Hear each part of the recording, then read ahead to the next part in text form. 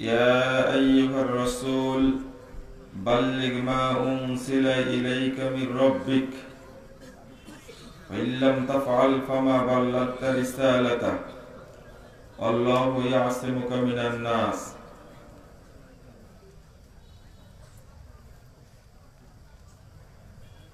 وقال تعالى قل هذه سبيلي أدعو إلى الله على بصيرة أنا ومن اتبعني سبحان الله وما أنا من المشركين. عن عبد الله بن عمرو رضي الله عنه قال قال رسول الله صلى الله عليه وسلم بلغوا عني ولو آية وحدثوا عن بني إسرائيل ولا حرج ومن كذب علي متعمدا فليتبوأ مقعده من النار. رواه البخاري.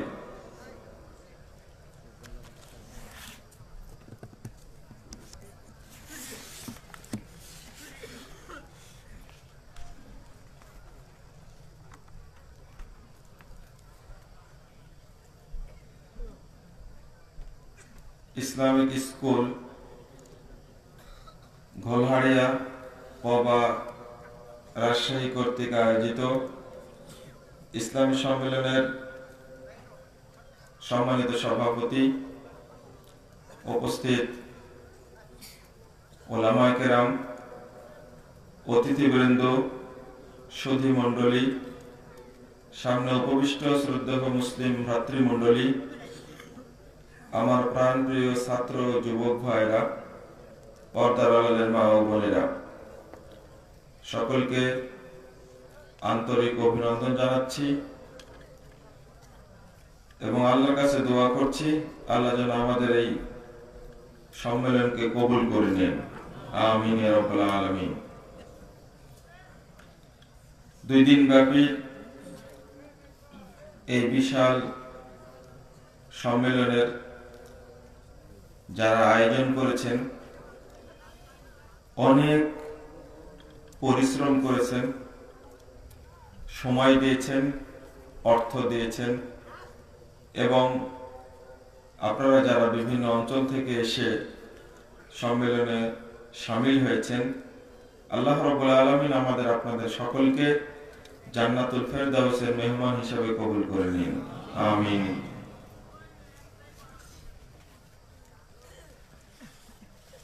হিসাবে আলোচক বেশি, রাত এখন 11টা পেরিয়ে গেছে। আমাকে বিষয় দেওয়া হয়েছে তাবলীগের স্বরূপ। আমি চেষ্টা করব আপনাদের কাছে তাবলীগের অবস্থাটা ফুটিয়ে তোলার, ইনশাআল্লাহ। ওমা তাওফীকি ইল্লা বিল্লাহ আলাইহি তাওয়াক্কালতু ওয়া ইলাইহি উনীব। আমার পরে আরেকজন আলোচনায় আসবেন শেখ শামসুর রহমান আজাদী, ঢাকা থেকে এসেছেন। আশা করব আপনারা তারও আলোচনা শুনবেন। আপনারা যারা বাহিরে ঘোরাফেরা করছেন এবং রাস্তাঘাটে দোকানে অনেক লোক,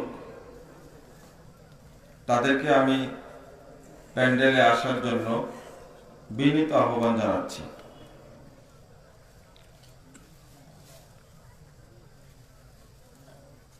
এই প্রোগ্রামের উদ্দেশ্য সম্পর্কে আমরা অল্প কথায় যেটা বুঝলাম,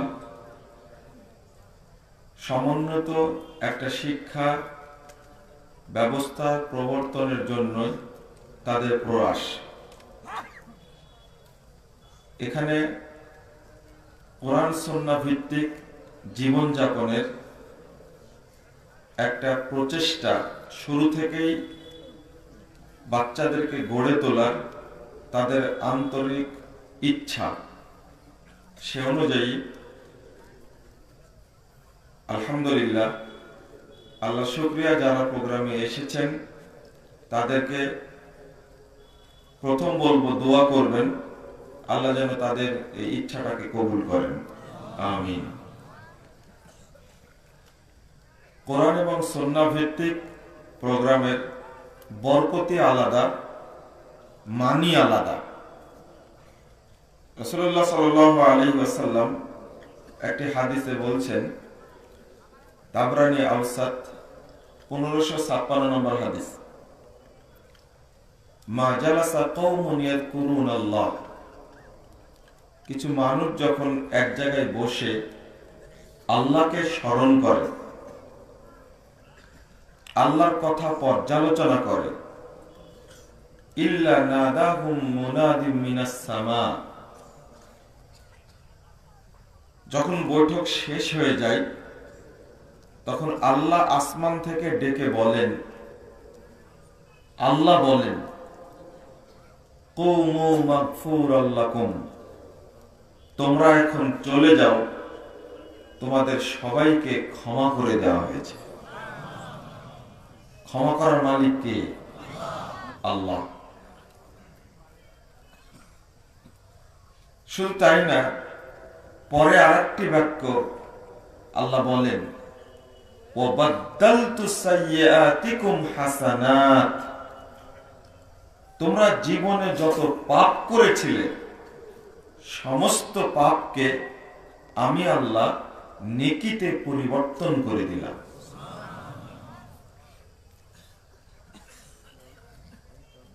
আমার যেন বলতে ইচ্ছা করে, এই হাদিসটা যারা উপলব্ধি করবেন, যারা বুঝবেন, এই ধরনের প্রোগ্রাম উপলক্ষে কেউ দোকান দিবে না এবং কেউ দোকানে ঘোরাফেরাও করবে না, রাস্তাঘাটেও থাকবে না। অন্তত ফজিলতটা আমি গ্রহণ করি, তার মধ্যে এই ইচ্ছাটা কাজ করবে আমার কাছে মনে হয়, যদি উপলব্ধি করত। সাথে আর একটি কথা বলে দিই, আজকে আপনি ঘুরছেন ফিরছেন, আপনি টের পাচ্ছেন না একটা নেকির দাম কত। প্রোগ্রামে যখন এসেছেন তখন প্যান্ডেলে বসতে আপনাকে বাধা দিচ্ছে কিসে? যদি বসতে পারেন তাহলে নেকি হবে কি? নেকি হবে না? এক নেকি হলেও তো হবে। তো এক নেকির কথাটাই বলি। 593 নম্বর হাদিস আল আদাবুল মুফরাদের মধ্যে এসেছে, রাসূল সাল্লাল্লাহু আলাইহি ওয়াসাল্লাম বলছেন, মান তুকুব্বিলাত লাহু হাসানা, যার একটা নেকি কবুল করা হবে, যার একটা নেকি আল্লাহর কাছে গ্রহণযোগ্য হবে, দাখালাল জান্নাহ, সে জান্নাতে প্রবেশ করবে। কিয়ামতের মাঠে মানুষ নেকির জন্য হাহাকার করবে। নারী পুরুষ সবার মধ্যে একটা দুশ্চিন্তা কাজ করবে, আমার নেকি আজকে টিকবে না টিকবে না, নেকি থাকবে না থাকবে না, এই দুশ্চিন্তা কাজ করবে। তাবরানী কাবির 98 নম্বর হাদিস প্রথম খণ্ডের মধ্যে এসেছে, রাসূল সাল্লাল্লাহু আলাইহি সাল্লাম বলছেন, মান কানাত লাহু হাসানা, যার একটা নেকি টিকে যাবে, একটা নেকি, দাখালাল জান্নাহ, এক নেকি নিয়ে জান্নাতে প্রবেশ করবে। কত ফজিলত কল্পনার বাহিরে। অতএব আপনারা এই হাদিস শুনলেন, মরা পর্যন্ত আমল করার চেষ্টা করবেন ইনশাআল্লাহ। অন্তত ক্ষমা পাবো এবং আমার কৃত পাপগুলো নেকিতে পরিবর্তন হয়ে যাবে, অন্তত এই আশা তো করতে পারি।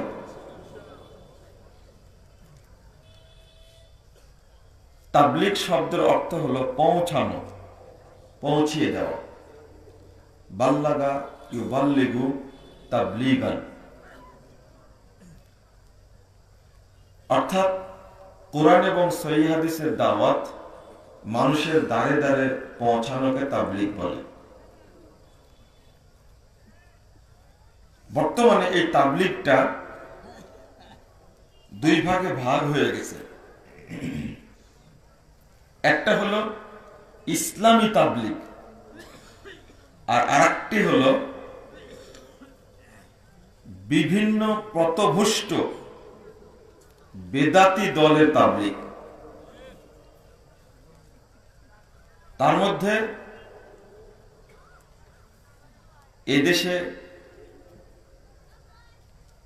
তাবলিগ জামাত নামে পরিচিত, প্রসিদ্ধ, সারা পৃথিবীতেই যারা ছড়িয়ে ছিটিয়ে আছে, তার মধ্যে বাংলাদেশে একটু বেশি, সেটা হলো ইলিয়াসি তাবলিগ। আমার কিছু বক্তব্য আছে ইসলামী তাবলিগ বনাম ইলিয়াসি তাবলিগ। এই স্বরূপ বিশ্লেষণ করতে গিয়ে আপনাদের ইসলামী তাবলিগটা কি এইটা একটু বোঝানোর চেষ্টা করব ইনশাআল্লাহ। তাবলিগের মূল নীতি যেটা যেটা আল্লাহর পক্ষ থেকে নাজিল হয়েছে, সেই নাজিলকৃত বিধানটাই কিন্তু পৌঁছে দিতে হবে। এটা আল্লাহর নির্দেশ, মুহাম্মদ সাল্লাল্লাহু আলাইহি ওয়াসাল্লামের নির্দেশ। এটা অন্যতম একটা মূলনীতি ইসলামী তাবলিগের। সূরা মায়েদা 67 নম্বর আয়াতে আল্লাহ বলছেন, একটু বুঝেন, ইয়া আইয়ুহার রাসূল বাল্লিগ, হে রাসূল আপনি তাবলিগ করুন। আয়াতটা খেয়াল করেন, মা উনজিলা, যা নাজিল করা হয়েছে, ইলাইকা আপনার প্রতি, মির রব্বিক আপনার প্রভুর পক্ষ থেকে, সেইটা তাবলিগ করুন। তাহলে পরিষ্কার হলো নবী মুহাম্মদ সাল্লাল্লাহু আলাইহি ওয়াসাল্লামকে আল্লাহ নির্দেশ দান করছেন যে আপনি তাবলিগ করুন। কিসের? মা উনজিলা, যা নাজিল করা হয়েছে, ইলাইকা আপনার প্রতি, মির রব্বিক আপনার প্রভুর পক্ষ থেকে, সেইটা পৌঁছে দিন। ওয়াইল্লাম তাফআল, যদি এটা পৌঁছে না দেন, ফামা বাল্লাগতা রিসালাতা, তাহলে আল্লাহর রিসালাতের দায়িত্ব আপনি পালন করলেন না। মুহাম্মদ সাল্লাল্লাহু আলাইহি ওয়াসাল্লাম শেষ নবী, তিনি কি জাতা বড় নবী, সাইয়্যিদুল মুরসালিন বলা হয়। তার মতো ব্যক্তিকে আল্লাহ বলছেন, যেটা তোমার প্রভুর পক্ষ থেকে নাজিল হয়েছে সেটা তাবলিগ করো, তুমি নিজের পক্ষ থেকে কোনো কথা বলতে পারবে না। সূরা নাজম 3 এবং 4 নম্বর আয়াতে আল্লাহ বলছেন, ওমা ইয়ানতিকু আনিল হাওয়া ইন হুয়া ইল্লা ওয়াহিয়ুহা, মুহাম্মদ সাল্লাল্লাহু আলাইহি ওয়াসাল্লাম নিজের পক্ষ থেকে কোনো কথা বলেন না শারঈ বিষয়ে, যতক্ষণ পর্যন্ত তার উপরে ওহী করা না হয়। ওহী নাজিল হলেই তিনি কথা বলবেন, ওহী নাজিল না হলে তিনি কথা বলবেন না। যদি বলেন, মুহাম্মদ সাল্লাল্লাহু আলাইহি ওয়াসাল্লাম যদি বলেন, তাহলে কি হবে? সূরা হাক্কা 40, 45, 46 নম্বর আয়াত আল্লাহ বলছেন এখানে, ওয়ালাউ তাকাওয়ালা আলাইনা বা'দাল আকাবিল লা আখাযনা মিনহু বিল ইয়ামিন সুম্মা লাকাতা'না মিনহুল ওয়াতিন। যদি মুহাম্মদ নিজের পক্ষ থেকে কোনো কথা বলতেন, রচনা করতেন, লা আখাযনা মিনহু বিল ইয়ামিন, আমি ডান হাত দিয়ে তাকে ধরে ফেলতাম। সুম্মা লাকাতা'না মিনহুল ওয়াতিন, অতঃপর তাকে জবে করে দেহ থেকে গলাটা বিচ্ছিন্ন করে দিতাম। আল্লাহ বলছেন মুহাম্মদ সাল্লাল্লাহু আলাইহি ওয়াসাল্লামকে লক্ষ্য করে, যদি তিনি কোনো কথা রচনা করতেন তাহলে আমি কে ছাড় দিতাম না। অর্থাৎ মুহাম্মদ সাল্লাল্লাহু আলাইহি ওয়াসাল্লামের গলা কাটা যায়নি, গেছে কি? তাহলে মুহাম্মদ সাল্লাল্লাহু আলাইহি সাল্লাম নিজের পক্ষ থেকে কোনো কথাও বলেননি। আল্লাহর কালাম, সত্য না? সন্দেহ আছে? আল্লাহ গলা কেটে দিতেন, মুহাম্মদ সাল্লাল্লাহু আলাইহি সাল্লামের গলা কাটেননি, অর্থাৎ তার নবুয়তি জীবনে তিনি খিয়ানত করেননি, তিনি তার দায়িত্ব পালন করে গেছেন।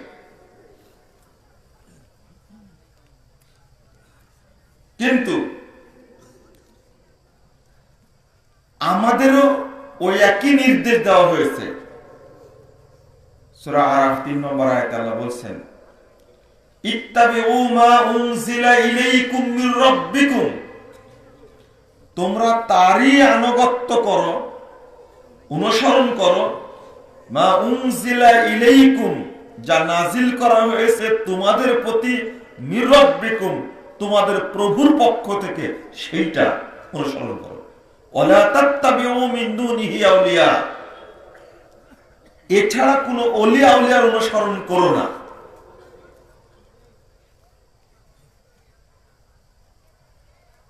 আল্লাহ রাব্বুল আলামিন এই ধরনের বহু জায়গায় কথা বলেছেন এমন ভাবে যে ওহীর বিধান ছাড়া অন্য কোন বিধানের যেমন দাওয়াত চলবে না, তেমনি আনুগত্যও চলবে না। দেখুন ১৪৫ নম্বর হাদিস আবু দাউদের মধ্যে এসেছে। মুহাম্মদ সাল্লাল্লাহু আলাইহি ওয়াসাল্লামের ক্ষমতা দেখেন। আগে তার মর্যাদা বলার দরকার, তো হাদিসটা যখন চলে আসলো হাদিসটা বলে নি।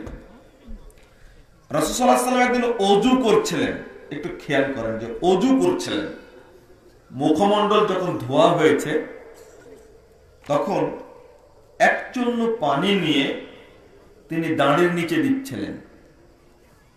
তো সাহাবীরা ভাবছিলেন যে এক চুল্লু পানি দাঁড়ির নিচে দিয়ে কি হবে। রাসূল সাল্লাল্লাহু আলাইহি ওয়াসাল্লাম তখন বলছেন, হাকাদা আমারানি রব্বি আযজা ওয়া জাল, সাহাবীরা এইভাবেই এক চুল্লু পানি দাঁড়ির নিচে দেওয়ার জন্য আমার রব আমাকে নির্দেশ দান করেছে। কি বুঝলেন বলেন তো? মুহাম্মদ সাল্লাল্লাহু আলাইহি ওয়াসাল্লাম এক চুল্লু পানি দাঁড়ির নিচে দিবেন, এত বড় নবী, অথচ তার কোনো অধিকার নেই।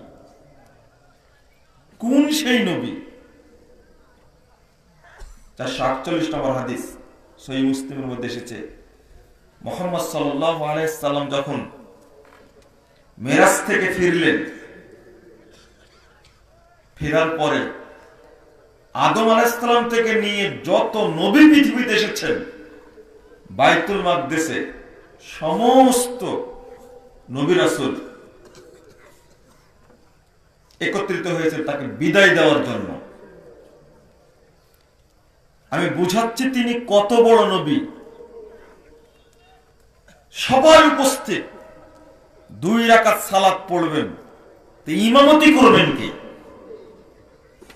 ওখানে আদম আলাইহিস সালাম উপস্থিত, ইব্রাহিম আলাইহিস সালাম উপস্থিত, ইব্রাহিম খলিলুল্লাহ, ঈসা আলাইহিস সালাম উপস্থিত, তিনি রূহুল্লাহ, মুসা আলাইহিস সালাম উপস্থিত, কালিমুল্লাহ, দাউদ আলাইহিস সালাম এত বড় পরহেজগার নবী, তিনি উপস্থিত, সুলাইমান আলাইহিস সালাম সারা পৃথিবী শাসন করেছেন, তিনি উপস্থিত। ইমামতি করবেন কি? ঠিক এর মধ্যে জিবরিল আমিন এসে আমাদের নবী মুহাম্মদ সাল্লাল্লাহু আলাইহি সাল্লামের হাতটি ধরে নিয়ে সামনে টান দিয়ে বলছেন, আজ সবাই উপস্থিত থাকলেও ইমামতির দায়িত্ব আপনার উপর। এ কি ছোটখাটো নবী? আল্লাহ রাসূল বলছেন, ইদা সাল্লামতু ওয়ানসারাফতু, আমি সালাম ফিরায়া যখন ঘুরে বসেছি। বেদাতি ইমামদের জানা উচিত মুহাম্মদ সাল্লাল্লাহু আলাইহি ওয়াসাল্লাম নবীদের ইমামতি করার পরেও তিনি ফিরে বসেছিলেন। আল্লাহ রাসূল যে কোনো সালাত পড়েছেন, সালাম ফিরে ঘুরে বসেছেন মুক্তাদির দিকে। যে কোনো সালাত, অর্থাৎ ফজর হোক, জোহর হোক, আসর হোক, মাগরিব হোক, ইমামতি করে সালাম ফিরে ঘুরে বসেছেন, এটা সুন্নাত। রাসূল সাল্লাল্লাহু আলাইহি ওয়াসাল্লাম বলছেন, আমি ঘুরে দেখছি আমার পিছনে যারা মুক্তাদি তারা পৃথিবীর সবাই নবী রাসূল। এত বড় নবীর পক্ষে ছোট্ট একটা কাজ, দাঁড়ির নিচে এক চুল্লু পানি দিবেন, এইটা আল্লাহর নির্দেশ ছাড়া দিতে পারেননি। এতটুকু দ্বারা বুঝাতে চাইলাম মুহাম্মদুর রাসূলুল্লাহ সাল্লাল্লাহু আলাইহি ওয়াসাল্লাম তিনি যা কিছু করেছেন সব কার পক্ষ থেকে এসেছে? আল্লাহর পক্ষ থেকে। কোরআনটাও আল্লাহর পক্ষ থেকে, হাদিসটাও আল্লাহর পক্ষ থেকে। সন্দেহ আছে? আর এই ধরনের উদাহরণ আরো দেওয়া যাবে। তাহলে তাবলীগটা করতে হবে, প্রথম শর্ত কোরআন এবং সহিহ হাদিসের আলোকে, এর বাইরে যাওয়া যাবে না। সহিহ বুখারীর 491 পৃষ্ঠা একটা হাদিস বর্ণিত হয়েছে, প্রথম খণ্ডের। রাসূল সাল্লাল্লাহু আলাইহি ওয়াসাল্লাম বলেছেন, বাল্লিগু আন্নি ওয়ালাউ আয়া, একটি কথা জানা থাকলেও পৌঁছিয়ে দাও, আন্নি আমার পক্ষ থেকে।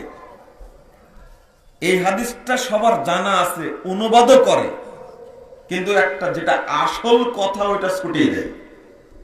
কেউ বলে না আন্নি আমার পক্ষ থেকে পৌঁছাও, শুধু বলে হাদিসে এসেছে আল্লাহর নবী একটা কথা জানা থাকলে পৌঁছে দিতে বলেছেন। আরে বেটা, পৌঁছে দিতে বলেছে, কোনটা পৌঁছে দিতে বললেন? বললেন আন্নি আমার পক্ষ থেকে পৌঁছাও, তোমার পক্ষ থেকে না। শর্ত করেছেন আমি যেটা বলেছি সেটা পৌঁছাও। ইবনু মাজার 5 পৃষ্ঠার একটা হাদিস, রাসূল সাল্লাল্লাহু আলাইহি ওয়াসাল্লাম বলছেন, ইয়াকুম ওয়া কাসরাতাল হাদিস, বেশি বেশি হাদিস বর্ণনা করা থেকে সাবধান থাকো। মাইয়াকুল আলাইয়া ফালিয়াকুল হাক্কান ওয়া সিদকা, কেউ যদি আমার সম্পর্কে কোনো কথা বলে তাহলে হকটা বলে, সত্যটা যেন বলে। ওমাইয়াকুল আলাইয়া মা লাম আকুল, কেউ যদি এমন কথা বলে যে কথা আমি মুহাম্মদ বলিনি, ফালিয়াতাবাওয়া মাকাদাহু মিনান নার, সে যেন তার স্থান জাহান্নামে করে নেয়। এই আওতায় এখন যেটা পড়ছে, এই আওতায় এখন যেটা পড়ছে, আমরা ভুয়া আমল, ভুয়া দলিলের আলোকে আমরা দাওয়াত দিতে পারবো না, অধিকার রাখি না, সম্ভবই না। একটার পর একটা বললে একটু সুবিধা হবে। দুর্ভাগ্য যে এখানে একটা হলো জাল হাদিস ভিত্তিক দাওয়াত, আর একটা হলো ভিত্তিহীন কোনো প্রমাণই নাই সে দাওয়াত। মানুষকে হক পথে ডাকার জন্য হেদায়েত যেহেতু আমরা দিতে পারবো না, হেদায়েতের মালিক কে? আল্লাহ। আমরা শুধু মেসেজটা পৌঁছাবো, আমরা শুধু মেসেজটা পৌঁছাবো, দাওয়াতটা পৌঁছাবো। হেদায়েতের মালিক আল্লাহ। হেদায়েত আল্লাহ দিলে আলহামদুলিল্লাহ হেদায়েত হবে, না দিলে হবে না। তবে আমি পূর্ণরূপে নেকি পেয়ে যাবো ইনশাআল্লাহ, কারণ হকটা বলে দিয়েছি। দেখেন, পাশাপাশি বলতে চাইলাম ফাজাইলে আমলের, ফাজাইলে নামাজ অংশের 125 পৃষ্ঠায় বাংলা উল্লেখ করতে গিয়ে বলছেন, যে ব্যক্তি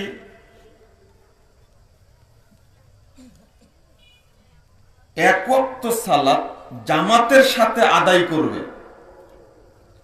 ওই ব্যক্তি 3,35,54,432 গুণ নেকি পাবে। আপনারা তো সুবহানাল্লাহ বলে ফেললেন, নাউজুবিল্লাহ বলেছেন, তাই না? কেন এত বড় ফজিলত নাউজুবিল্লাহ বললেন কেন? আমি রেফারেন্স সহ বললাম, আপনি একটু চিন্তা করেন, ভাবেন। আমি যে কথাটা বললাম ধর্মের নাম দিয়ে 3,35,54,432 গুণ নেকি পাওয়া যাবে। আসলে এই কথা কি ঠিক? রাসূল সাল্লাল্লাহু আলাইহি ওয়াসাল্লাম বলেছেন, যে ব্যক্তি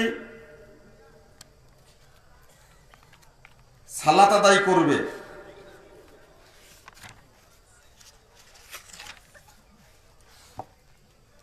আপনারা একটা রেফারেন্স পাবেন সহিহ বুখারীর মধ্যে 477 নম্বর হাদিস, 25 থেকে 27 গুণ নেকি বেশি পাবে। আবু দাউদের মধ্যে এসেছে 560 নম্বর হাদিস, রাসূল সাল্লাল্লাহু আলাইহি ওয়াসাল্লাম বলছেন 25 থেকে 27 গুণ নেকি পাবে বেশি।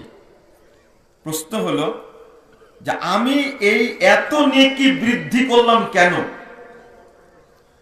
আমি প্রথমে বললাম একটা কথা, কারো প্রতি আক্রোশ না, বিদ্বেষ না, বরং তাকে হকটা বোঝানোর জন্য, সত্যটা ওপেন করার জন্য, প্রকাশ করার জন্য আমরা একটা উদ্যোগ নিয়েছিলাম অনেকদিন আগে, যেটা আজকেই সকালে হাতে আমার বইটা আসছে, তাবলীগের স্বরূপ। আর এরা আমাদেরকে বিষয় দিয়েছে যে এর উপরে আপনি আলোচনাটা করবেন। তো আগেই বলে নিচ্ছি, আক্রোশ নয়, কারো প্রতি ক্ষোভ না, দুঃখ না, কেউ যেন কষ্ট না পায়। প্রথম কথা হলো, এত বড় ফজিলত আমি উল্লেখ করলাম যেটা মুহাম্মদ সাল্লাল্লাহু আলাইহি ওয়াসাল্লাম উল্লেখ করেননি, আমি উল্লেখ করার সাহস পেলাম কি করে? যেখানে আল্লাহ মুহাম্মদ সাল্লাল্লাহু আলাইহি ওয়াসাল্লামকে ভয় দেখালেন, তোমার টুটি ছিঁড়ে দেব, ভাষাটা এইরকমই, তোমার টুটি ছিঁড়ে দেব আল্লাহ বললেন। আমি এই ফজিলত তৈরি করলাম কি করে? শুধু তাই না, আপনি আরেকটা লাইন পড়ি, সাঈদ ইবনে মুসাইয়িব 50 বছর পর্যন্ত এশা ও ফজরের সালাত একই ওযু দ্বারা পড়েছেন। ফাজায়েলে আমল 160 পৃষ্ঠা, মূল উর্দু বই 68 পৃষ্ঠা। 40 জন তাবেঈ সম্পর্কে অসংখ্য সূত্রে বর্ণিত হয়েছে যে তারা এশা ও ফজর একই ওযুতে পড়েছেন। ইমাম আবু হানিফা রাহিমাহুল্লাহ 30 বছর কিংবা 40 বছর কিংবা 50 বছর এশা ও ফজর সালাত একই ওযুতে পড়েছেন। ফাজায়েলে আমল 160 পৃষ্ঠা, উর্দুতে পাওয়া যাবে 68 পৃষ্ঠায়। ফাজায়ে আমল তো বাংলা করা, মূলত লেখা মাওলানা জাকারিয়া সাহেবের, ইলিয়াস সাহেবের জামাই। তো উর্দুতে রচনা করা। আমি এই উর্দু কিতাবটা ইন্ডিয়া সফরে গিয়ে দারুল উলুম দেওবন্দ থেকে নিয়ে এসেছি। যদি কেউ এই বিষয়গুলো দেখতে চায় তাহলে আমার কাছে গেলে তিনি নিজ চোখে দেখতে পাবেন, উর্দু বাংলা উভয়টাই পাবেন।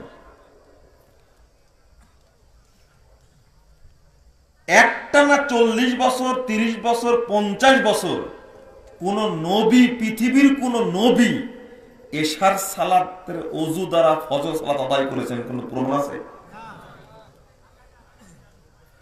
তবে ইমাম আবু হানিফার উপরে মিথ্যা অপবাদ, অসংখ্য 40 জন তাবেঈর উপরে মিথ্যা অপবাদ।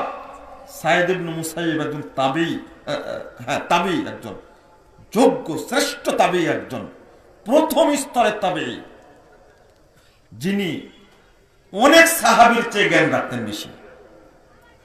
তার সম্পর্কে বললেন যে দীর্ঘ কত বছর? 50 বছর এশার সালাতের ওযু দিয়ে ফজর সালাত আদায় করেছেন। এটা কি তাবলীগ? এভাবে তাবলীগ করা যায় না। আপনি যে কথাটি বলবেন কোনো ব্যক্তির উপরে যেন অপবাদ না হয়ে যায়, এর মাধ্যমে আবু হানিফার মতো ব্যক্তিকে, ইমামকে, ইমাম আবু হানিফা রাহিমাহুল্লাহকে পচানো হয়েছে, তার ইজ্জত নষ্ট করা হয়েছে। যেমন আব্দুল কাদের জিলানী সালাফি আকীদার মানুষ ছিলেন, তার নামে মিথ্যা রচনা করে তাকে অপমান করা হয়েছে, ইজ্জত নষ্ট করা হয়েছে। ঠিক এরকম বড় বড় ব্যক্তিও পৃথিবীতে এসেছেন, যাদের সম্পর্কে একটু বেশি কথা বলে তাদের ইজ্জত নষ্ট করা হয়েছে। বাস্তবিক ইমাম আবু হানিফা সম্পর্কে আরো কি বলা হয়েছে জানেন? ইসলামী বিশ্ববিদ্যালয়ের একটা বইটার নাম হলো আল আকাইদ। এই বইয়ে লিখছেন তিনি একাধারে 40 বছর রোজা রেখেছেন এবং 40 বছর যাবত রাতে ঘুমাননি, ইবাদত বন্দিগিতে রজনা কাটাইয়ে গিয়েছেন। প্রতি রমাজানে 61 বার কোরআন মাজিদ খতম করতেন। প্রতি রমাজানে যদি 61 বার হয়, দিনে কয়বার করে হয়? অনেক সময় এক রাকাতেই কোরআন মাজিদ এক খতম করে দিতেন। এক রাকাতে কোরআন মাজিদ এক খতম। আল আকায়েদে বইটার 45 পৃষ্ঠার মধ্যে এই কথাটা লিখছেন। তিনি 55 বার হজ করেছেন। জীবনের শেষ হজ্জের সময় কাবা শরীফে 2 রাকাত নামাজ এভাবে পড়েন যে প্রথম রাকাতে এক পা উঠায়ে প্রথম অর্ধাংশ কোরআন মাজিদ পাঠ করেন, তারপর দ্বিতীয় রাকাতে অপর পা উঠায়ে বাকি অর্ধাংশ কোরআন মাজিদ পাঠ করেন। এক পা উঠায় মানে এক পায়ে দাঁড়িয়ে অর্ধেক পড়েছে কোরআন, দ্বিতীয় রাকাতে আর এক পায়ের উপরে দাঁড়িয়ে অর্ধেক পড়েছে কোরআন। আচ্ছা, এই কথাগুলো ইমাম আবু হানিফা সম্পর্কে সত্য না মিথ্যা? এতে কোনো সন্দেহ আছে? আচ্ছা, এটা কি দাওয়াত হতে পারে? আপনাদের বলছিলাম, এবার একটা হাদিস শোনাই আপনাদেরকে, খুব প্রসিদ্ধ। এটা ফাজায়েলে নামাজের উর্দু বই 31 এবং 33 পৃষ্ঠায়, বাংলা আসছে 104 থেকে 106 পৃষ্ঠা ফাজায়েলে নামাজের। এই ওয়াজটা বাংলাদেশে এতই চলে, একটু পড়তে সময় লাগবে, লম্বা আমি সংক্ষেপে বলবো, এতই চলে সারা দেশে, অথচ এই কাহিনীটা পুরোটাই মিথ্যা। যে ব্যক্তি ফরজ সালাত সমূহের যথাযথ হেফাজত করবে, আল্লাহ তাআলা তাকে 5 দিক থেকে সম্মানিত করবেন। ক, সংসারের অভাব অনটন দূর করবেন। খ, কবরে আযাব মাফ করবেন। গ, বিচারের দিন ডান হাতে আমলনামা দিবেন। ঘ, পুলসিরাতের উপর দিয়ে দ্রুত গতিতে পার হয়ে যাবে। ও, বিনা হিসাবে জান্নাতে প্রবেশ করবে। কথাগুলো সুন্দর না? যে কোনো বেদাতি ইমাম খুতবায় দাঁড়িয়ে সালাত সম্পর্কে কথা বলতে গেলেই এই লম্বা মিথ্যা বর্ণনাটা উল্লেখ করবেন, অথচ এই বর্ণনার ভিত্তি পৃথিবীর কোনো হাদিস গ্রন্থে নেই, কোনো হাদিস গ্রন্থে নেই। এরপরে যারা সালাত পড়বে না তার শাস্তি 5 প্রকারের লিখেছে। তার মধ্যে একটা, মৃত্যুর সময়ের 3 প্রকার শাস্তি হলো, সে লাঞ্ছনার সাথে মৃত্যুবরণ করবে, ক্ষুধার্ত অবস্থায় মৃত্যুবরণ করে, এমন তৃষ্ণার্ত হয়ে মৃত্যুবরণ করে যে সমুদ্র পরিমাণ পানি পান করলেও তার পিপাসা দূর হবে না। কবরে 3 প্রকার শাস্তি হলো, তার জন্য কবর এমন সংকীর্ণ হবে যে তার বুকের একদিকের হাড় অপর দিকে ঢুকে যাবে। কবরে আগুন জ্বালিয়ে দেওয়া হবে। গ, এমন একটি সাপ তার কবরে রাখা হবে যার চক্ষুগুলো আগুনের, নখগুলো লোহার। সাপটি এত বড় হবে যে একদিনের পথ চলার পর শেষ পর্যন্ত পৌঁছা যাবে। এর হুঙ্কার বজ্রের মতো।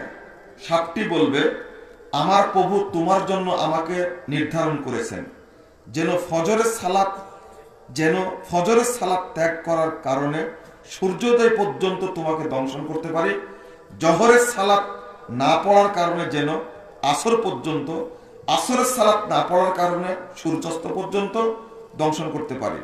অনুরূপ মাগরিব সালাত না পড়ার কারণে এশা পর্যন্ত, এশার সালাত নষ্ট করার কারণে সকাল পর্যন্ত দংশন করতে পারে। এই সাপ একবার দর্শন করলে ৭০ হাত মাটির নিচে মুর্দা ঢুকে যাবে। এভাবে কিয়ামত পর্যন্ত তার শাস্তি হতে থাকবে। ভয় লাগলো মনে হয়, তাই না? গোটা কাহিনীটাই মিথ্যা গেল।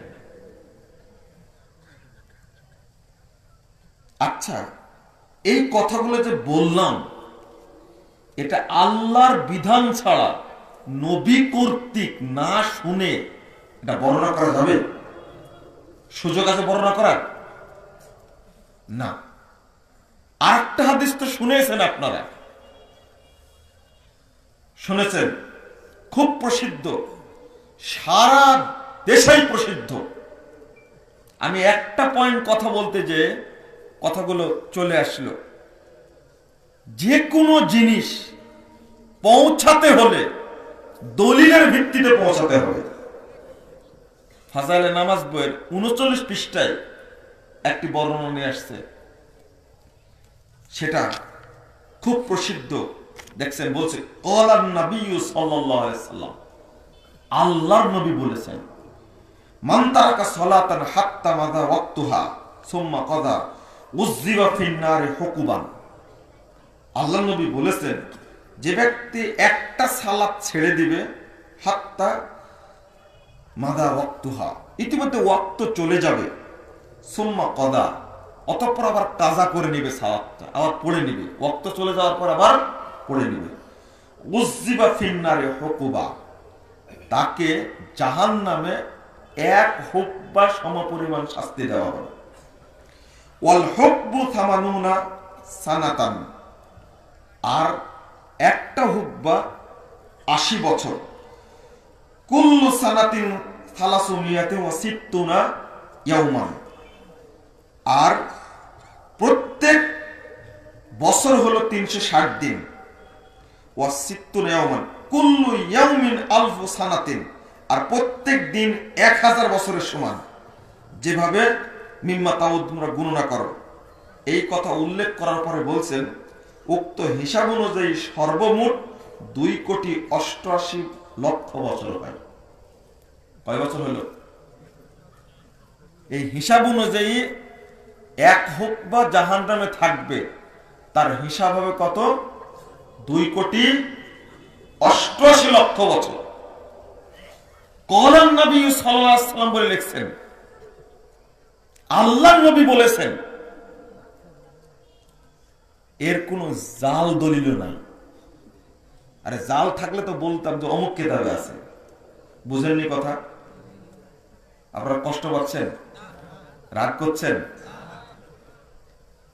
এটাই যদি দাওয়াত হয়, এটাই যদি তাবলীগ হয়, তাহলে আল্লাহর নবীর উপরে এটা তো দলিল নাই, জাল হাদিসের কিতাবেও নাই। এটা সবচেয়ে আশ্চর্য বিষয় হলো, জাল হাদিসের কিতাবেও কথাটা নাই।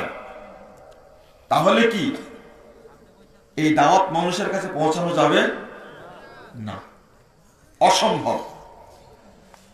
নিজে লিখছেন লেখক, ৩৯ পৃষ্ঠায় নিজেই লিখছেন, লাম আজিদহু ফিমা ইনদি মিন কুতুবিল হাদিস, আমার কাছে যে সমস্ত হাদিসের গ্রন্থ আছে, হাদিসের গ্রন্থ সমূহে এই হাদিস আমি পাইনি।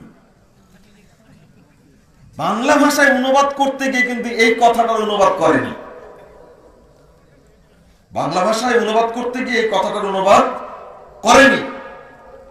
আমি উর্দুটা যেহেতু নিয়ে আসছি, উর্দুতার মধ্যে এই কথাটা আমি পেয়েছি। আপনাদেরকে কোনটা বুঝাবো আর কোনটা বলবো আমি নিজেও ভেবে পাচ্ছি না, ভাষায় গুছাতে পারছি না।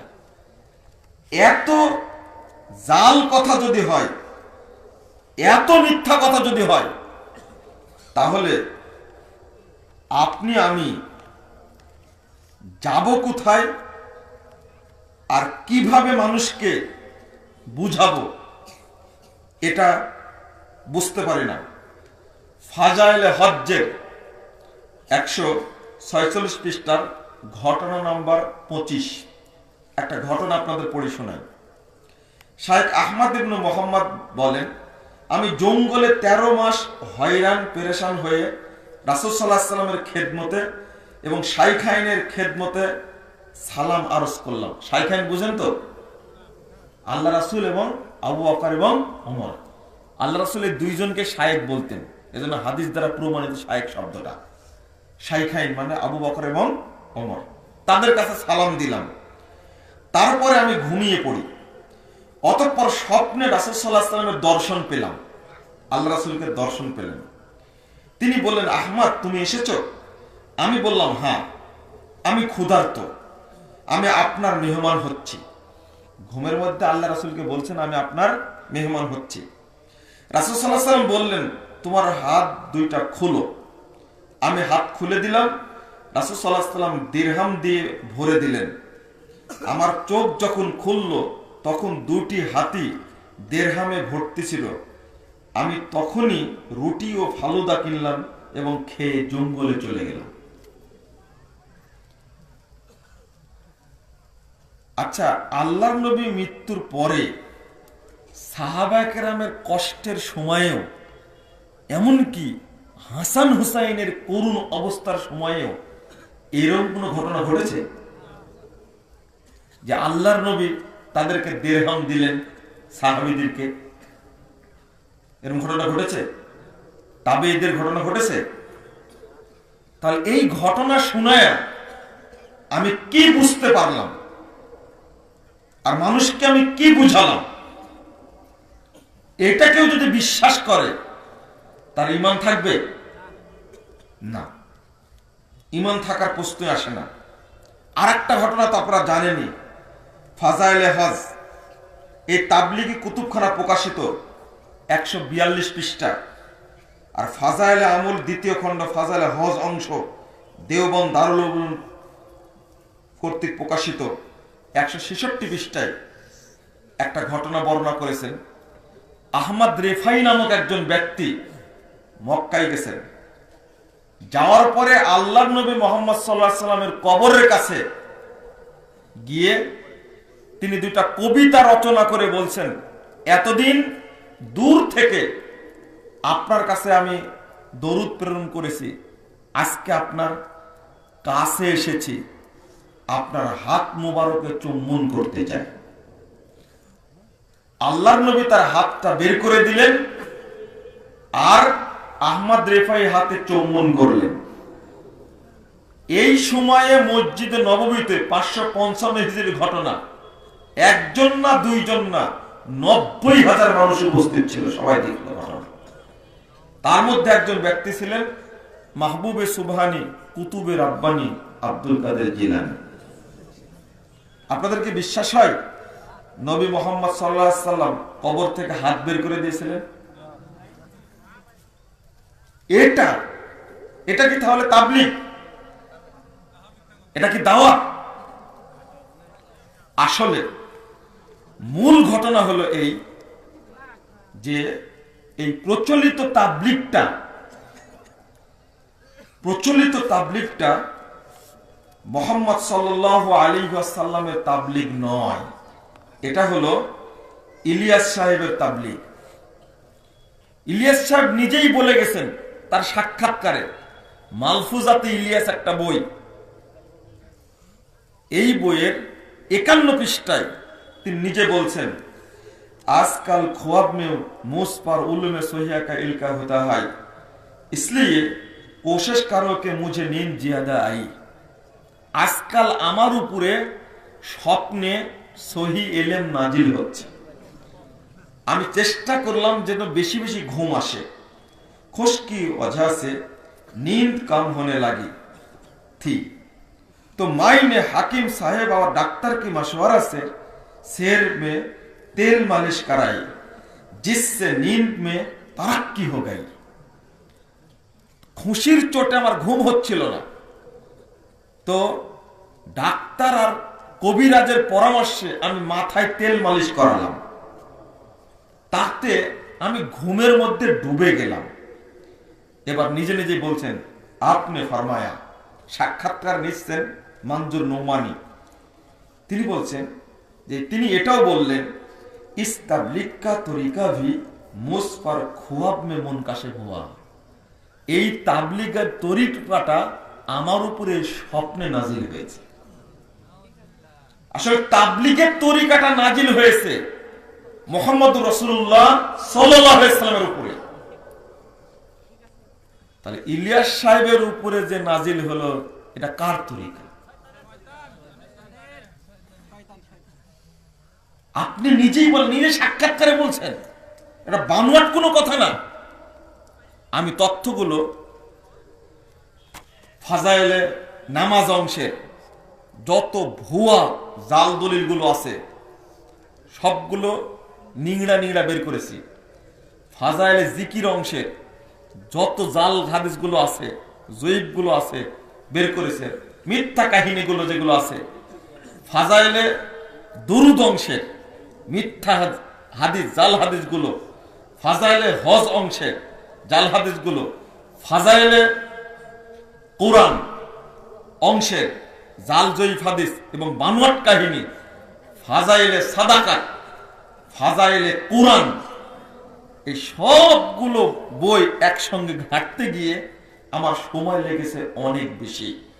পাশাপাশি একটা মুনতাখাবে হাদিস একটা বই, এই বইটাও মানুষের মাঝে এমন ভাবে ছড়িয়েছে, অধিকাংশই জাল এবং জয়ীফ হাদিস দ্বারা ভর্তি। আচ্ছা, জাল হাদিস বা জয়ীফ হাদিস কি মানা যায়? চলে? যায়েদ ইবনে আসলাম রাহিমাহুল্লাহ একজন মুহাদ্দিস, তিনি একটা কওল বলেছেন, আমি তো কয়েকটা হাদিস শুনিয়েছি। তিনি বলছেন, মান আমিলা বি খবরিন সাহহা আন্নাহু কিযব ফাহুয়া মিন খাদামিশ শাইতান। তাসকিরাতুল মাওজুআত মোহাম্মদ তাহের পাট্টানি 7 নম্বর পৃষ্ঠার মধ্যে এই কথা উল্লেখ করেছেন, যে ব্যক্তি জাল হাদিসের উপরে আমল করবে, যে ব্যক্তি জাল হাদিসের উপরে আমল করবে, ওই ব্যক্তি শয়তানের ইবাদত করবে। জাল হাদিস তো মানার প্রশ্ন আসে না। মুহাম্মদ রাসূলুল্লাহ সাল্লাল্লাহু আলাইহি সাল্লাম এত কথা বলেছেন। সহিহ বুখারী প্রথম খণ্ডের 21 পৃষ্ঠা খুলুন। আল্লাহ নবী বলেছেন, মাইয়াকুল আলাইয়া মা লাম আকুল, কেউ যদি এমন কথা বলে যে কথা আমি মুহাম্মদ বলিনি, ফালিয়াতাবাওয়া মাকাদাহু মিনান নার, সেজন্য তার স্থান জাহান্নামে করে দেয়। আরেকটি হাদিস এসেছে, আলী রাদিয়াল্লাহু আনহু বলছেন, রাসূল সাল্লাল্লাহু আলাইহি ওয়াসাল্লামকে বলতে শুনেছি, লা তাকযিবু আলাইয়া, তোমরা আমার উপরে মিথ্যারোপ করো না। মানিল্লাযী ইয়াকযিবু আলাইয়া ইয়ালিজিন নার, যে আমার সম্পর্কে মিথ্যা কথা বলবে সেই জাহান্নামে যাবে। তাহলে জাল হাদিস কি আমরা মানুষের কাছে প্রচার করতে পারবো? কোন সুযোগ আছে? না। শুধু তাই না, জাল হাদিসের ব্যাপকতা এত বেশি, এবং আমরা চেষ্টা করেছি, একটা বইয়ের মধ্যে ক্লিয়ার করছি, আলেম সমাজকে একটা মেসেজ দিয়েছি। যদিও বইটা লেখা 2007 সালে, পরে প্রিন্ট হয়েছে 2010 সালের দিকে প্রিন্ট হয়েছে। আবার নতুন করে সংস্কার বের করেছি, জয়ীফ ও জাল হাদিস বর্জনের মূলনীতি, জয়ীফ ও জাল হাদিস বর্জনের মূলনীতি। আমি রাসূল সাল্লাল্লাহু আলাইহি ওয়াসাল্লাম থেকে হাদিসগুলো উল্লেখ করে সাহাবীদের অবস্থা, তাবিঈদের অবস্থা, মুহাদ্দিসগণের অবস্থা, যুগে যুগে মুহাদ্দিসগণ যে সংগ্রাম করেছেন জাল এবং জয়ীফ হাদিসের বিরুদ্ধে, সেটা তুলে ধরার চেষ্টা করেছি। শুধু উপমহাদেশে হাদিসের রেফারেন্স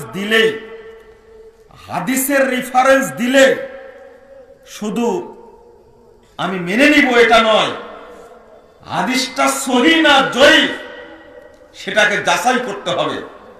অনেক বিদ্বান খিয়ানত করেছেন মানে কেমন জানেন? একটা উদাহরণ দিই খিয়ানত করা। তারা পরোয়াই করেনি, হেদায় নামে একটা কিতাব আছে, হানাফি মাযহাবের প্রসিদ্ধ কিতাব, দ্বিতীয় খণ্ডের 593 পৃষ্ঠায় একটা কথা উল্লেখ করেছে। সেটা হলো, যে জমিতে খাজনা দেওয়া লাগে ওই জমির ফসলের ওসুর দেওয়া লাগবে না। আপনারা বলেন তো এই কথা ঠিক কিনা? ঠিক না? আমি তো জমিতে খাজনা দিচ্ছি, ওসুর দেব কেন? যুক্তি তো ঠিক। আপনারা কি মনে করেন? আপনারা জানেন না এই দলিলের আলোকে বাংলাদেশে লাখ লাখ মানুষ ফসলের ওসুর দেয় না, ধানের ওসুর বের করে না, গমের ওসুর দেয় না, ফসলের ওসুরই দেয় না। মসুর হয়, ওসুর দেয় না। আরো যত ক্ষেত হয়, ওসুর দেয় না। ওদের দাবি হলো, যেহেতু জমিতে কি দেয়? খাজনা দেয়, খাজনা জমিতে ওসুর লাগে না। দলিল কি? হেদায়া কিতাব। আমি কথাটা উপস্থাপন করলাম এই জন্য, হেদায়ার লেখক এ তো 593 হিজরিতে মারা গেছে, অথচ এই হাদিসটা তিনি নকল করেছেন বাইহাকি থেকে। কোথায় থেকে? বাইহাকির দ্বিতীয় খণ্ডের 132 পৃষ্ঠায় আলোচনা করতে গিয়ে ইমাম বাইহাকি এই হাদিসটা নিয়ে আসছে, যে জমিতে ওসুর দেওয়া লাগে, খাজনা দেওয়া লাগে, ওই জমিতে ওসুর লাগে না। ইমাম বাইহাকি কি বলেছেন জানেন? এই কথাটা উল্লেখ করে বলছেন, ইসনাদহু বাতিল, এই হাদিসের সনদটা মিথ্যা, বাতিল। হেদায়ের লেখক সেখান থেকে উল্লেখ করেছেন, হেদায়ের লেখক সেখান থেকে উল্লেখ করেছেন, কিন্তু দুর্ভাগ্য ইমাম বাইহাকির মন্তব্যটা উল্লেখ করেননি। এই জন্য উপমহাদেশে জাল এবং জয়ীফ হাদিসের ছড়াছড়ি এত বেশি। আরেকটা ষড়যন্ত্র হয়েছে, গভীর থেকে গভীর ষড়যন্ত্র। সেটা হলো, এদেশের উপমহাদেশে বেদাতি আলেমরা প্রচার করেছে আসিহা আসিত্তা, 6 খান সহিহ কিতাব। মানে আবু দাউদ, নাসাই, তিরমিজি, ইবনে মাজাহ, এর মধ্যে অনেকগুলো জাল জয়ীফ হাদিস আছে। সবগুলোকে সহিহ বলার জন্য তারা নামকরণ করলো কি? সিয়াসাত্তা। আপনারাও জানেন, জানেন না এটা? এটা আপনারাও জানেন, সিয়াসাত্তা বলে। কেন বললো? অথচ 2টা কিতাব সহিহ, যেটা সহিহাইন, বুখারী এবং মুসলিম। বুখারী এবং মুসলিম 2টা কিতাব সহিহ।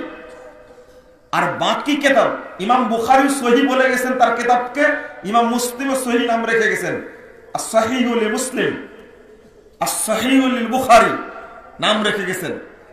কিন্তু বাকি 4 জন ইমাম, আবু দাউদ, নাসাই, তিরমিজি, ইবনে মাজাহ রাহিমাহুমুল্লাহ, এই 3 জন ইমাম কেউ সহিহ বলে যাননি। বলেছেন সুনানু আবি দাউদ, সুনানু নাসাই, সুনানু তিরমিজি, সুনানু ইবনে মাজাহ। এই 4টা হলো সুনানু আরবা বলা হয় একসঙ্গে, মুহাদ্দিসগণ বলছেন। আর আমরা এই কিতাবগুলো একসঙ্গে মিলিয়ে দিলাম কি? 6 খান সহিহ কিতাব। অথচ মুহাদ্দিসগণ বলতেন কুতুবে সিত্তা, 6 খান মৌলিক গ্রন্থ। কথাটা এই জন্য উপস্থাপন করলাম, আবু দাউদের মধ্যে 1054টি জয়ীফ হাদিস আছে, কিছু জাল হাদিস আছে। তিরমিজির মধ্যে 832টা জয়ীফ এবং জাল হাদিস আছে। ইবনে মাজাহর মধ্যে 876টা জয়ীফ এবং জাল হাদিস আছে। নাসাইর মধ্যে 390টা জয়ীফ হাদিস আছে। মোট এই 4টা কিতাবে 3152টি জয়ীফ এবং জাল হাদিস আছে। অথচ আমরা ছড়িয়ে দিয়েছি এগুলো কি? সহিহ। মানে আমরা যাচাই করতে যাইনি। ঠিক এইভাবে মিথ্যা কাহিনী যেমন উল্লেখ করা হয়েছে, তেমনি জাল এবং জয়ীফ হাদিস এত ছড়ানো হয়েছে। এই যুগে, এই সমাজে অত্যাধুনিক যুগে এসে এই মুরব্বীরা, এই দিনদার ভাইরা, পরহেজগার যারা বুজুর্গ, তারা এই বেদাত ছাড়তেও রাজি না, জাল হাদিস ছাড়তেও রাজি না, জয়ীফ হাদিস ছাড়তেও রাজি না। যেভাবে লেখা আছে ওইভাবে মেনে চলবে। আমাদেরকে তা পড়বেও না, আর ভাববেও না, চিন্তাও করবে না।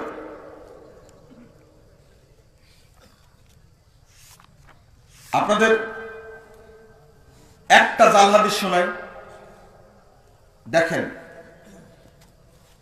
একটা না কয়েকটা শোনানো যাবে, একটা না কয়েকটা শোনানো যাবে। আপনারা একটু ধৈর্য ধরেন করেন। ফাজাইলে হজ 107 পৃষ্ঠায়, মান হাজ্জা ইলা মক্কা, আল্লাহ নবী বলছেন, যে ব্যক্তি মক্কায় হজ করবে, সুম্মা কসাদানি ফি মসজিদি, অথবা আমার মসজিদ জিয়ারতের জন্য যাবে, কুতিবা লাহু হাজ্জাতানে মাবরুরাতান, তার জন্য 2টা কবুল হজ লেখা হবে। আচ্ছা, হজ্জের সাথে মদিনার কোনো সম্পর্ক আছে? উমরার সাথে মদিনার কোনো সম্পর্ক আছে? বুঝলেন না মনে হয় আপনারা। উমরা করার জন্য মদিনায় যাওয়া কি শর্ত? হজ করার জন্য মদিনায় যাওয়া শর্ত?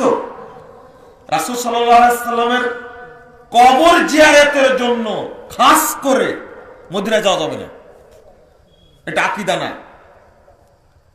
বরং মুহাম্মদ সাল্লাল্লাহু আলাইহি ওয়াসাল্লামের মসজিদে সালাতের জন্য যেতে হবে।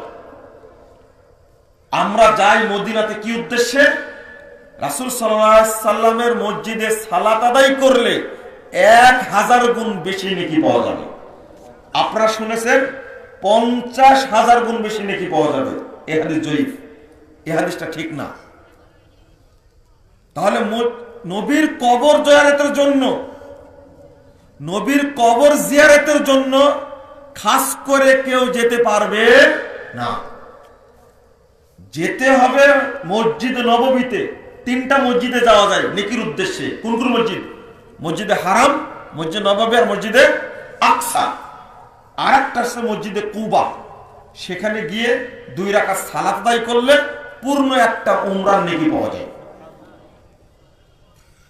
সবচেয়ে, আমি কথা লম্বা করতে যাচ্ছি না, দুঃখজনক বিষয় হলো, সবচেয়ে দুঃখের বিষয় হলো, আকীদাগত এত সমস্যা রাসূল সাল্লাল্লাহু আলাইহি ওয়াসাল্লাম এবং সাহাবীদের আকীদা থেকে, আকীদার সাথে বর্তমান প্রচলিত তাবলীগী মুরব্বী ভাইদের আকীদার কোনো সম্পর্ক নাই। তারা এক বাক্যে বিশ্বাস করে আল্লাহ নবী গায়েব জানতেন। আল্লাহ নবী গায়েব জানতেন? গায়েবের একমাত্র মালিক কে? আল্লাহ। মুহাম্মদ সাল্লাল্লাহু আলাইহি ওয়াসাল্লাম নূরের তৈরি না মাটির তৈরি? মাটির তৈরি। কিন্তু অবস্থাটা এত আমরা জটিল করে ফেলেছি, জটিল থেকে জটিল। আপনাদের আর একটা হাদিস শোনায়নি,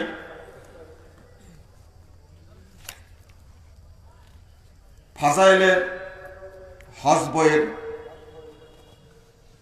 65 পৃষ্ঠায়, হজ না ফাজাইলে দরুদের 65 পৃষ্ঠায় একটা হাদিস উল্লেখ করেছে, মান সাল্লা আলাইয়া ইয়াউমাল জুমআতি 80 মাররাতান, যে আমার উপরে জুমার দিনে 80 বার দরুদ পাঠ করবে। কয়বার? 80 বার। গফরাল্লাহু লাহু যুনুবা 80 আমা, আল্লাহ তার 80 বছরের পাপ ক্ষমা করে দিবেন। কোনো আমল না করলে চলবে, কোনো আমল না করলে চলবে। এই হাদিসের সনদে ওহাব ইবনু দাউদ ইবনু সুলাইমান আজ-জারির নামে ত্রুটিপূর্ণ রাবী আছে। ইবনুল জাওজি এই বর্ণনাকে জাল হাদিসের গ্রন্থে উল্লেখ করেছেন। হাদিসটা জাল হাদিসের গ্রন্থে এসেছে, কিন্তু সেখান থেকে টেনে আমরা বর্ণনা করলাম কোন জায়গায়? ফাজাইলে দরুদের মধ্যে। কোনো দরকার ছিল না। জাকারিয়া সাহেব সেদিনের মানুষ, তিনি বুঝলেন যে এটা জাল হাদিসের গ্রন্থে বর্ণিত হয়েছে, তিনি কেন নিয়ে আসলেন এটা? ফাজাইলে জিকিরের 101 পৃষ্ঠা একটা হাদিস উল্লেখ করেছে, যে ব্যক্তি লা ইলাহা ইল্লাল্লাহ বলবে একবার, ওই ব্যক্তির 50 বছরের সব পাপ ক্ষমা হয়ে যাবে। আপনারা আবার চুপচাপ থাকলেন, সুবহানাল্লাহ বললেন না, আলহামদুলিল্লাহ বললেন না। তখন তাকে প্রশ্ন করা হচ্ছে আল্লাহর নবীকে, যদি 50 বছরের পাপ না থাকে উল্লেখ করছেন, তাহলে তার পিতা মাতার 50 বছরের পাপ ক্ষমা হয়ে যাবে। আবার প্রশ্ন করছেন, যদি পিতা মাতারও 50 বছরের পাপ না থাকে, পৃথিবীতে, সারা পৃথিবীতে যত মুসলিম আছে সমস্ত মুসলমানের 50 বছর। সবচেয়ে দুঃখের বিষয়, লেখক নিজেই বলছেন যে মুত্তাহাম বিল কিযব, এই হাদিসটা মিথ্যা বলে অভিযুক্ত, নিজেই বলছেন। আর এইটা উল্লেখ করা হয়েছে তার মধ্যে না জাল হাদিসের ক্ষেত্রে আল আসারুল মারফু বিল আহাদিসিল মাওদুআ, ইমাম সুয়ুতী রাহিমাহুল্লাহ কতদিন পূর্বে হাদিসটা উল্লেখ করে জাল হাদিসের গ্রন্থে, অথচ সেখান থেকে তিনি উল্লেখ করছেন। মানে আমি বুঝাতে চাচ্ছি, হাদিসগুলো সংগ্রহ করছেন জাল হাদিসের গ্রন্থ থেকে, এই যুগে উল্লেখ করছে মানুষকে হেদায়েতের জন্য। নাউজুবিল্লাহ। আপনারা বুঝতে মনে কষ্ট হয়ে গেল নাকি? আমি যেটা বললাম আবার বুঝেন তো। অর্থাৎ আজকে হাদিসগুলো নকল করছি, মুহাদ্দিসগণ যে হাদিসগুলোকে জাল হাদিসের গ্রন্থে নিয়ে আসছেন, সেখান থেকে হাদিস বের করে আজকে মানুষের সামনে পেশ করছি। এটা কি উচিত? এটা কি নৈতিক দায়িত্ব? এটা কিভাবে সম্ভব? আবার নিজেই বলছি যে এই হাদিসটা কোন হাদিসের গ্রন্থে পাইনি, আবার নিজেই বলছি এটা জাল হাদিসের গ্রন্থে বর্ণিত হয়েছে। আমি তো চিন্তাও করছি না, ভাবছিও না।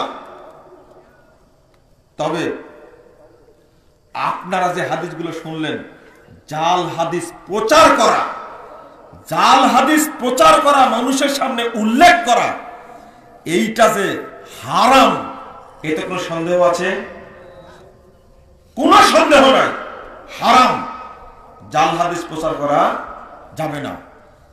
সবটাতে, ফাজাইলে জিকিরের মধ্যে, ফাজাইলে হজ্জের মধ্যে, ফাজাইলে দুরুদের মধ্যে, ফাজাইলে সাদাকার মধ্যে, ফাজাইলে কুরআনের মধ্যে, ফাজাইলে রমাদানের মধ্যে, সব জায়গাতে বইটার পৃষ্ঠা সংখ্যা হলো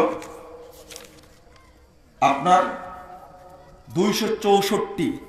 এই তাবলীগের স্বরূপ সবগুলো বলে শেষ করা যাবে না, রাতও গভীর হয়ে গেছে।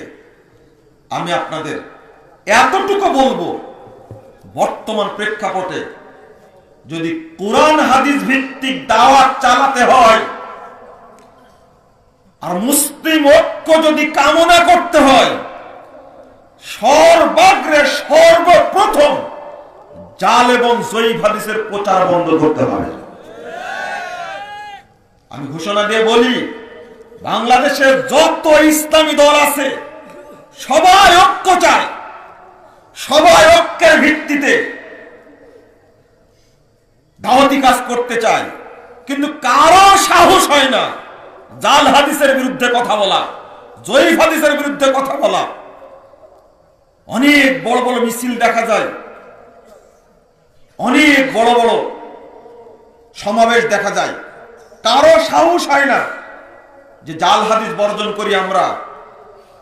মনে রাখবেন একটা কথা, যে কথাটা আমি আগে থেকে বলে আসি, এদেশে আওয়ামী লীগ বিএনপি করার কারণে সমাজ বিভক্ত হয়নি, সমাজ বিভক্ত হয়েছে ধর্মীয় কারণে। ধর্মীয় কারণ বলতে,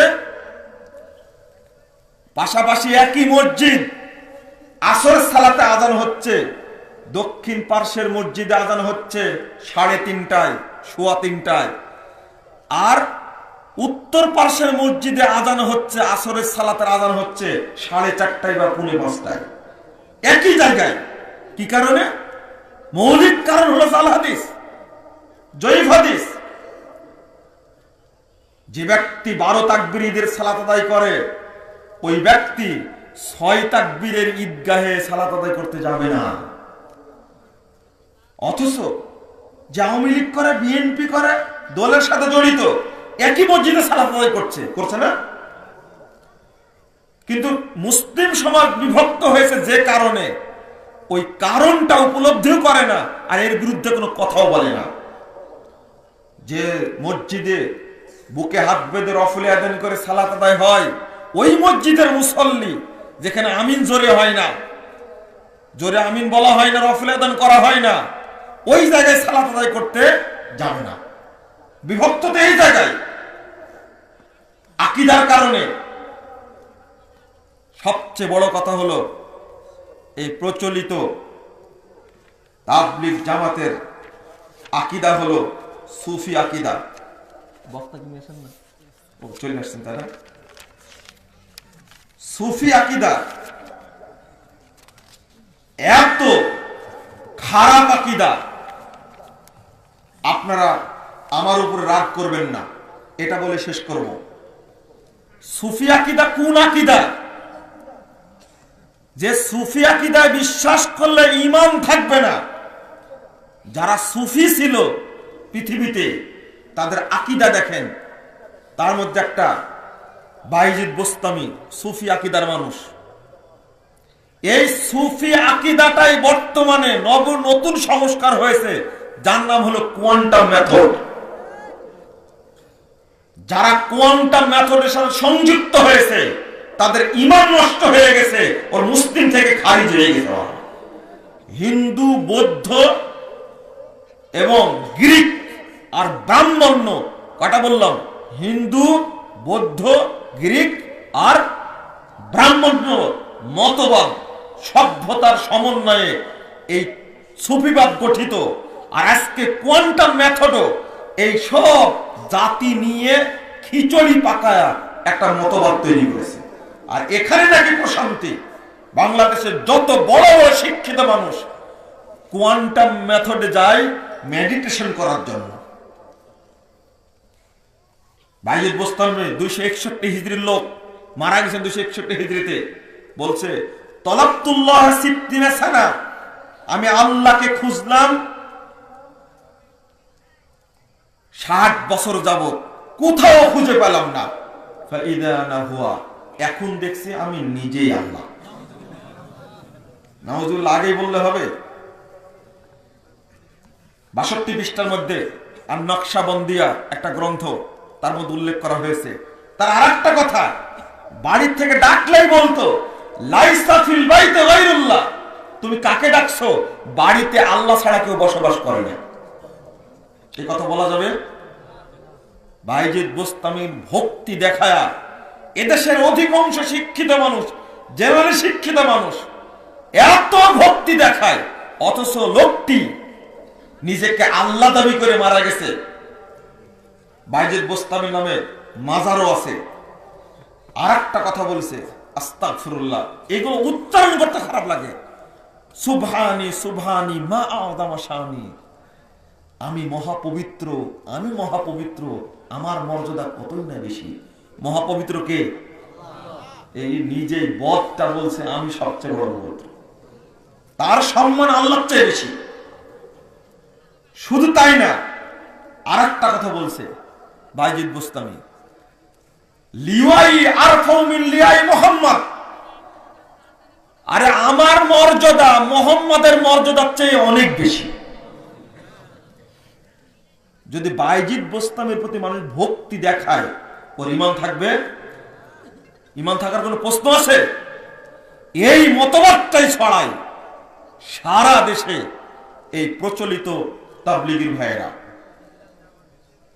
মানসুর হাল্লাজ 309 হিজরিতে মারা গেছে, তারই ছাত্র, বাইজিদ বোস্তামির ছাত্র। সে বলছে নাহনু রুহান, আমি আর আল্লাহ দুইটা রূহ, হালাল না বাদানান, এখন এক দেহের মধ্যে শামিল হয়ে গেছে।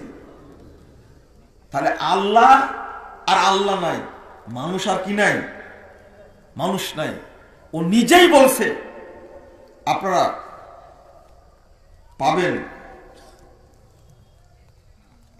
আর নকশাবন্দিয়া একটা গ্রন্থের নাম 62 পৃষ্ঠার মধ্যে মনসুর হাল্লাজ বলছেন, আনাল হক আনাল হক আনাল হক, আমি আল্লাহ আমি আল্লাহ আমি আল্লাহ। আশিক মাসুদ বই এটাই চেয়েছে চরমুনায়ের পীর সাহেব, গোটা দেশের মানুষকে আল্লাহ বানাতে চেয়েছে। 41 পৃষ্ঠার মধ্যে এই মনসুর হাল্লাজের কাহিনী উল্লেখ করে মানুষকে আল্লাহর মধ্যে বিলীন হওয়ার আর আল্লাহকে মানুষের মধ্যে বিলীন হওয়ার কথা বলেছে। কোথায় মাবুদ? সপ্তম আসমানের উপরে, এরপরে আছে পানি, তারপরে আছে আরশ, তার উপরে আছেন মহান রব্বুল আলামিন। আর বান্দা কোথায় আছে? সপ্তম আসমানের নিচে। এত নিচে যে 500 বছর দূরত্বে। আর কোথায় মাবুদকে আর আবদকে, মানুষ আর আল্লাহকে কি করে ফেলেছি? একাকার করে ফেলেছি। আমি আর বলতে চাই না, বর্তমান যুগে সুফিবাদের সবচেয়ে বেশি প্রচার করেছে যে, তার নাম হলো ইবনুল আরাবী। সে বলছে, ফায়াহমাদুনি ওয়া আহমাদুহু ওয়া ইয়াবুদুনি ওয়া আ'বুদুহু, আস্তাগফিরুল্লাহ। আসুফিয়া ওয়াল ওয়াজহুল আখার 12 পৃষ্ঠায়, আসুফিয়া ওয়াল ওয়াজহুল আখার 12 পৃষ্ঠায় বলছে, ইবনুল আরাবী বলছেন, ফায়াহমাদুনি ইয়াহমাদুনি, আল্লাহ আমার প্রশংসা করেন, ও আহমাদুহু, আমিও আল্লাহর প্রশংসা করি। আল্লাহ কারো প্রশংসা করে? আপনারা মনে বুঝতে পারেননি। আল্লাহ কি কারো প্রশংসা করেন? বরং আমরা কি বলি? আলহামদুলিল্লাহ রাব্বিল আলামিন। ও বক্তা বলছে আল্লাহ আমার প্রশংসা করেন, আমি আল্লাহর প্রশংসা করি। ওয়া ইয়াবুদুনি, আল্লাহ আমার ইবাদত করে, ওয়া আ'বুদুহু, আমিও তার ইবাদত করি। আল্লাহ মানুষের ইবাদত করে? সুফি আকীদা। শেষে ফুসুসুল হুকুম গ্রন্থে নিজে লিখছে, ইন্নার রিজালা হিনামা ইউজাজিউ জাওজাতাহু। এটা খারাপ মনে করবেন না। আস্তাগফিরুল্লাহ আস্তাগফিরুল্লাহ আস্তাগফিরুল্লাহ, নাউজুবিল্লাহ নাউজুবিল্লাহ নাউজুবিল্লাহ। যখন কোনো ব্যক্তি তার স্ত্রীর সাথে আলিঙ্গন করে, ইন্নামা ইউজাজিবুল হাক্কা, সে মূলত আল্লাহর সঙ্গে আলিঙ্গন করে। সুফি নাবলুসি এই বদটা বলছে কি জানেন? এই বাইজিদ বুস্তামি, মনসুর হাল্লাজ, ইবনুল আরাবী, নাবলুসি, এই সমস্ত ব্যক্তিদের কথা এত নকল করে বেদাতি বক্তারা, এই মাজার পূজারী, কবর পূজারী, পীর পূজারী, ভুয়া মিথ্যুক বক্তারা এদের নামগুলো উচ্চারণ করে। নাবলুসি এই কথার ব্যাখ্যা দিচ্ছে, ইন্নামা ইয়ানকিহুল হাক্কা। আস্তাগফিরুল্লাহ, অনুবাদ করার আগে আমি আস্তাগফিরুল্লাহ পড়ছি, নাউজুবিল্লাহ পড়ছি, নাউজুবিল্লাহ নাউজুবিল্লাহ। ও ব্যাখ্যা দিচ্ছে ইন্নামা ইয়ানকিহুল হাক্কা, বরং আল্লাহর সঙ্গে ওই ব্যক্তি সহবাস করে।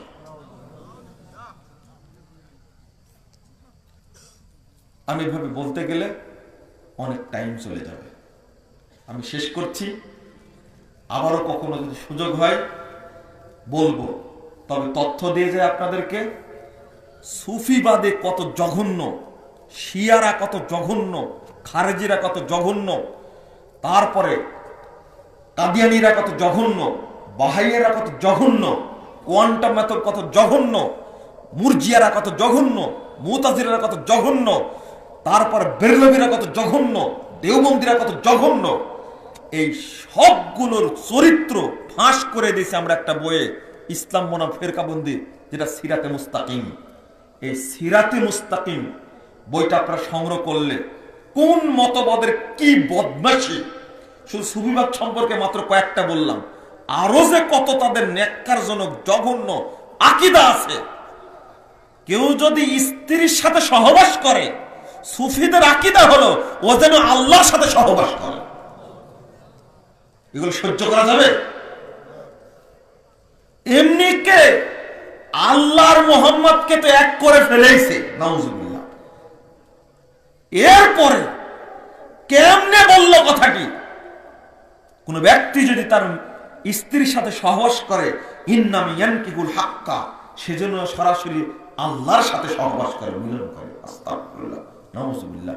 এই সমস্ত জঘন্য নোংরা মিথ্যাচার করে মানুষের ঈমানকে নষ্ট করে ফেলেছে।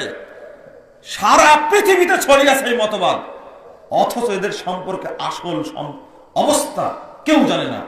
আমরা ফাঁস করে দিয়েছি। আলহামদুলিল্লাহ, আমার দাবি একটাই, একজন লোক যদি হেদায়েত পায়, আল্লাহ যদি হেদায়েত দান করেন, আমাদের বক্তব্য আলোচনা লেখনির জন্য ওই একজন ব্যক্তির কারণে ওই নেকি যে পাবো, আমি আল্লাহর কাছে চাই তুমি এই নেকির মাধ্যমে আমাদেরকে জান্নাতের ফায়সালা করে দিও। এটা চাই, বেশি চাই না।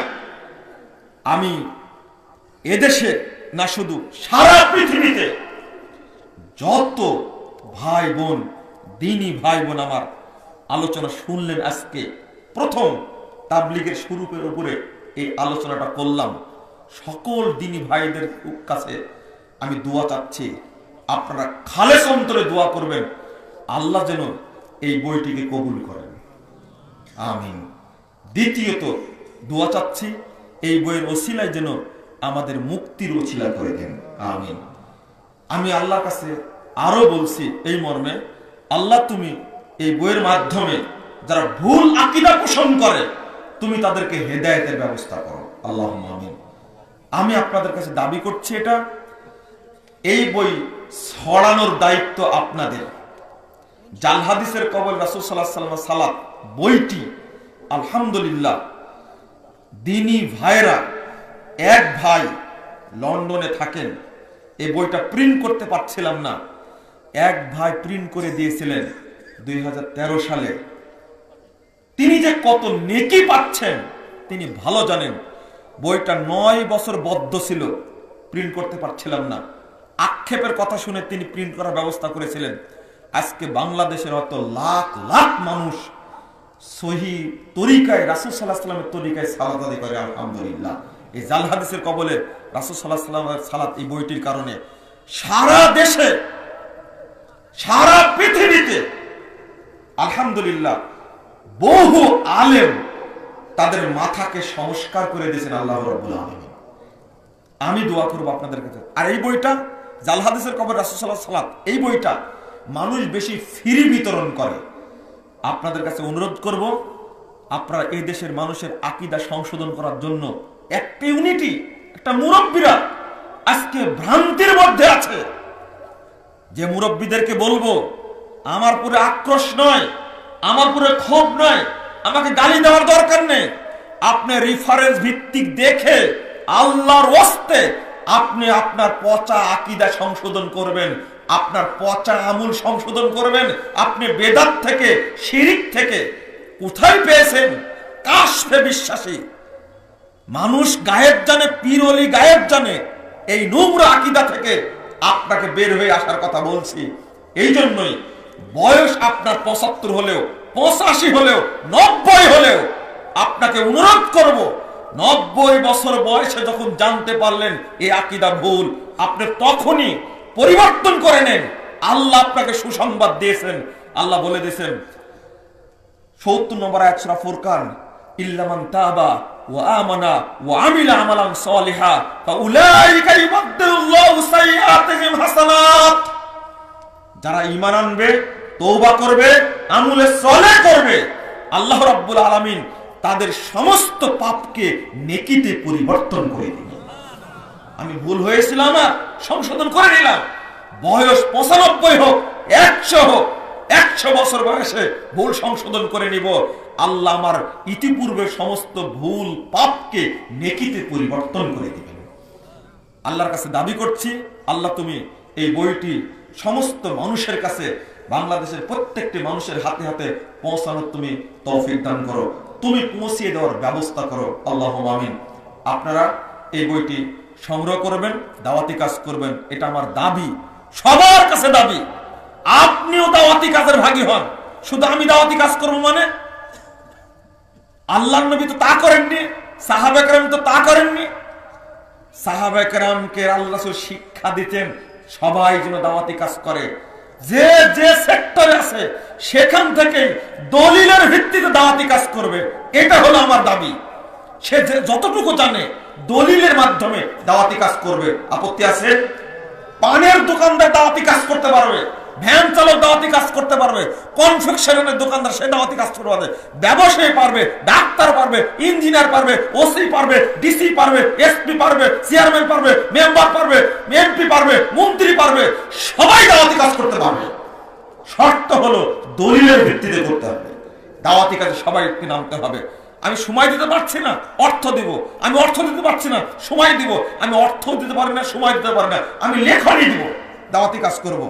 আমি অনুরোধ জানালাম আপনাদেরকে কাছে, তাবলীগের স্বরূপ এই বইটি আপনারা যথেষ্ট পরিমাণ সংখ্যা ছড়ানোর চেষ্টা করবেন। আর একটি ঘোষণা, আপনারা জানেন যে আমরা একটা বই বের করেছি, প্রশ্নোত্তর আরকানুল ইসলাম। বইটা 600 পৃষ্ঠার, 1330টা প্রশ্নোত্তর আছে, 1330টা দলিলের ভিত্তিতে। বইগুলো আপনারা সংগ্রহ করে মানুষকে হাদিয়া দিবেন, নিজে পড়ার চেষ্টা করবেন। শেষে দোয়া করছি, আল্লাহ তুমি এই সম্মেলনকে কবুল করে নাও, আমিন। এই ইসলামী স্কুলকে তুমি কবুল করে নাও, আমিন। এখান থেকে তুমি বড় বড় আলেম জ্ঞানী ব্যক্তি বের হওয়ার তুমি তৌফিক দান করো, আমিন। আর এই প্রোগ্রামটা করতে গিয়ে যে কষ্ট তারা করেছে, যে অর্থটা খরচ করেছে, আল্লাহ তুমি তাকে বরকত দান করো, আমিন। আকুল কওলি হাদা আস্তাগফিরুল্লাহ লি ওয়া লাকুম ওয়া লিসাইরিল মুসলিমিন। আসসালামু আলাইকুম ওয়া রাহমাতুল্লাহি ওয়া বারাকাতুহু।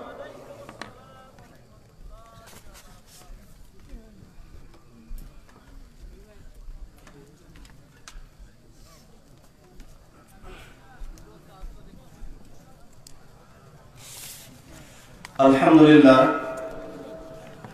এতক্ষণ পর্যন্ত আমরা অনেক গুরুত্বপূর্ণ তথ্যবহুল আলোচনা শুনলাম।